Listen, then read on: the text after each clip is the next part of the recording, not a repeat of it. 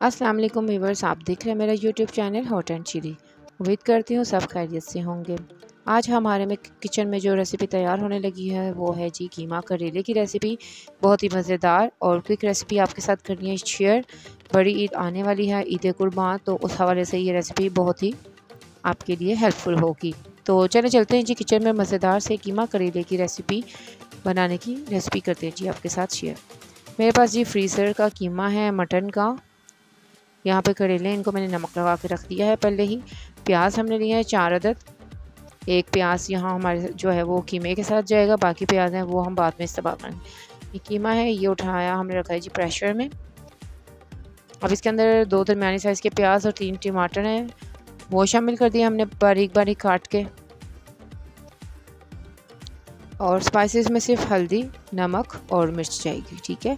अदरक लहसुन का पेस्ट भी मैंने थोड़ा पानी डाल के शामिल किया। ये नमक, मिर्च और हल्दी भी इसमें शामिल कर दी। अपने टेस्ट के हिसाब से आपने ये चीज़ें शामिल करनी है और कीमे को गलने के लिए रख दिया। यहाँ मैं करेले अब वॉश कर लेती हूँ अच्छे तरीके से। इसको पहले मैंने मल लिया है, अब हम इसको धो लेंगे अच्छी तरीके से और टोकरी में डाल के रख देंगे ताकि इसका सारा पानी निकल जाए। कीमा इधर तैयार हो रहा है। दूसरी तरफ कढ़ाई में मैं ऑयल गर्म किया 1 कप, और उसमें शामिल करेंगे जी हम ये करेले और इनको अच्छे से हमने कर लेना है फ्राई।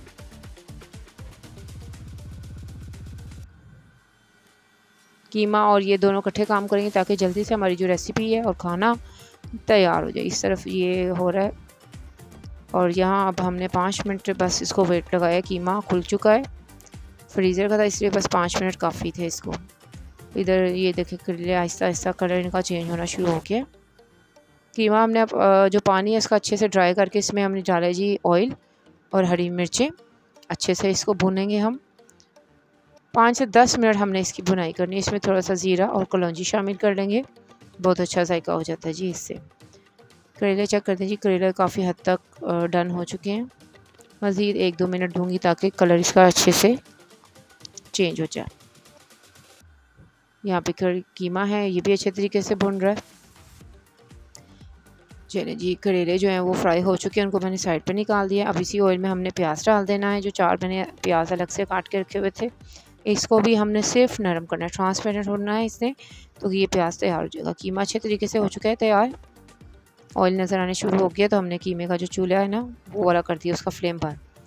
यहाँ पे अब हम देखते हैं क्या हो रहा है। ये जी ये हो रहा है, प्याज हो चुका है, करेले भी हो चुके हैं। अब जो टाइम है इनको मिक्स करने का, आप कीमे में सब चीज़ें मिक्स कर दें या प्याज और करेले हैं इसके अंदर कीमा मिक्स कर दें, एक ही बात है। यहाँ पर करेलों के साथ मैंने पहले प्याज के साथ करेले मिक्स कर दिए।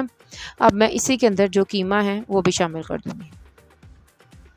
ये ज़रा खुला बर्तन है, इस वजह से मुझे इजी रहता है, इसलिए मैंने कीमे को इसके अंदर शामिल कर दिया। बस अच्छे से मिक्स करें हमारी डिश।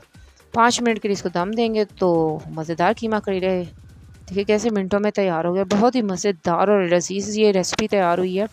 साथ में बनाए कच्ची लस्सी, गर्मियों का मौसम है और बहुत ही उम्दा और लजीज जायका आएगा।